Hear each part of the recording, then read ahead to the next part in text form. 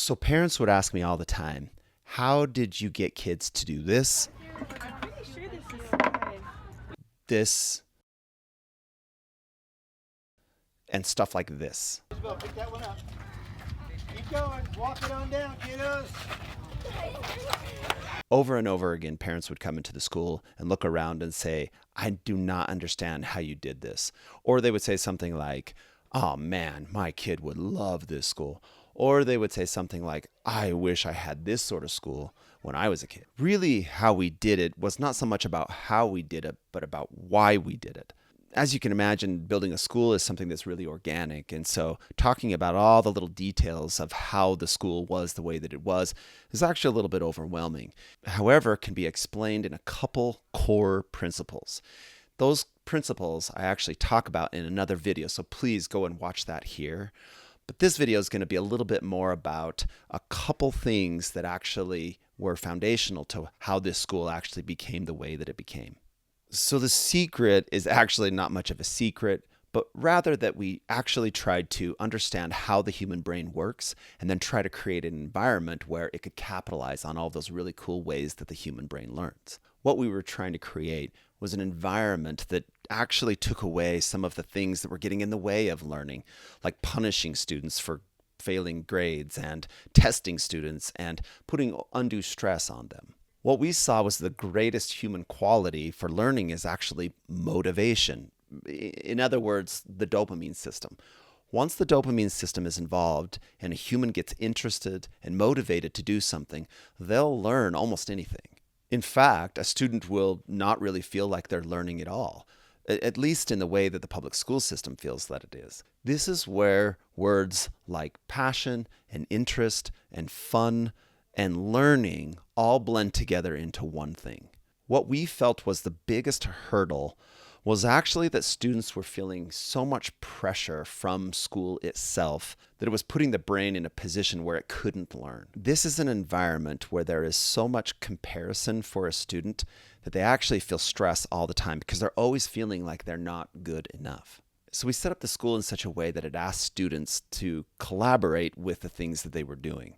We set up an environment in which they were building projects, in many cases, huge projects. In these projects, students would get together. And in those projects and the togetherness that they felt, they started to understand that each student would have strengths, that each student kind of had a certain set of skills that they were really, really good at, and that they would do those things.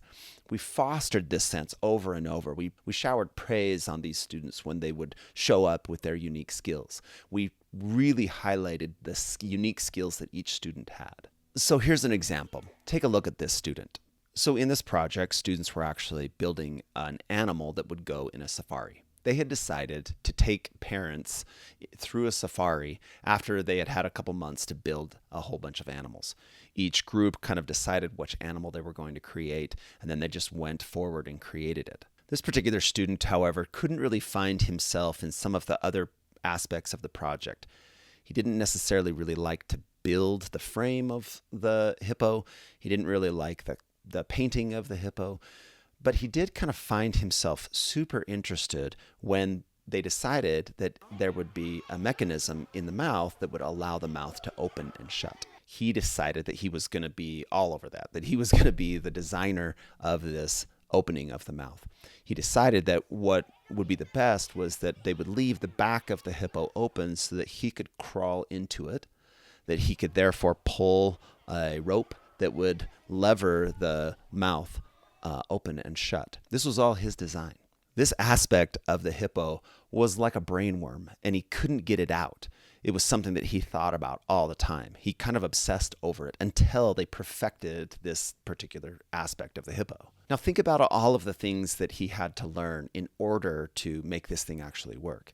He had to learn about mechanics. He had to learn about physics of how levers worked. He had to understand how a hippo would look when it opened its mouth. So in other words, he had to learn a little bit about the biology. He learned about Africa and where the hippo would be and how it would act. He wanted to make this thing look as lifelike as possible. Now, we could just go through so many different topics that he would have had to learn in order to simply just make this hippo's mouth open and shut. My point here is that kids actually learn so much about so many different topics if they can actually be allowed to pursue the passions and interests that they have. Like I mentioned in the previous video, Isaac Newton was so interested in astronomy that he became one of the greatest mathematicians that we have. He didn't become the greatest mathematician because he wanted to become a mathematician. He became a mathematician because he was so interested in astronomy. He wanted to become the greatest astronomer. Go to the other video to check that out. So here's another example. We actually have this group of students that wanted to fly. At least they wanted to build something that could fly. They wanted to build an airplane, but they didn't want to build some kit or anything like that. They literally wanted to build an airplane from scratch, from foam, paper, and glue. They found some plans online, downloaded them, and then began to build this airplane. We, as adults, supported them as much as we could. We taught them as much as we knew about aeronautics. We taught them how to use some of the materials and tried to support them as much as we could. The plane, as you can see here, was probably destroyed as many times as the Wright brothers' planes were destroyed. Over and over again, they would fly this airplane and it would fall, it wouldn't fly, it would crash, it would break, and they had to rebuild it many, many times. There were so many academic subjects that were taught through building this airplane, but I think the more important aspects of learning that came through building this airplane were things like getting over failure, pursuing something that they're interested in, and continuing to pursue it even when they failed at what they were trying to do. Over and over and over again, they kind of saw that failure was the way to flying the airplane, not something that they should avoid. They knew that failure was just going to happen. Like I said, just like the Wright brothers knew that failure was just going to be a part of building their airplane. So let's talk about those academic subjects. A lot of people ask, well, what about math and science? How are they going to learn those things? Well, if you have a project, if you have something that students are really, really interested in, then they're so much more likely to pursue the harder academic subjects in support of those things. Here's another example. I had a student who was in a project where they wanted to build a rocket. They literally wanted to build a rocket. Again, this is a theme. They wanted to build it from scratch. They wanted to build the fuselage, the nose cone, the fins, the engine. They wanted to build all of it from scratch. They wanted to fly it and then recover it. So in the process of building this rocket, this particular student began to understand that math was his strongest tool to help him to build this rocket and to succeed at getting it up into the air and then recovering it. He was a little behind in math, wasn't super great at math, but as soon as he got into this project and began to see how interested he was in it, he went home and started to learn as much math as he could. He asked his mom for the right math book, and he recovered 2 or 3 years of math in order to succeed at this rocket.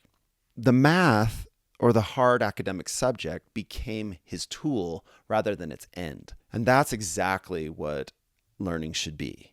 We learn academic subjects in order to pursue something else.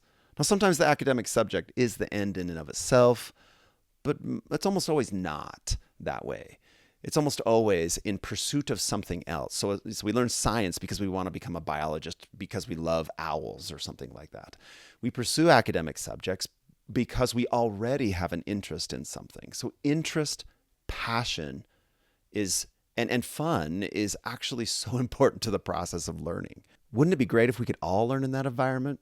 Wouldn't it be great if we could pursue a passion and then learn on the side all of the hard tools, all of the hard skills, as we call them, in order to pursue that passion? This is how humans learn best.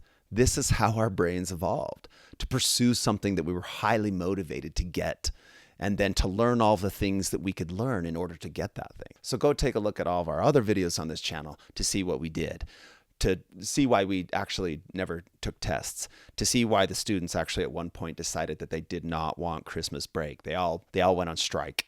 So keep it up. You're going to get there. But I have one suggestion.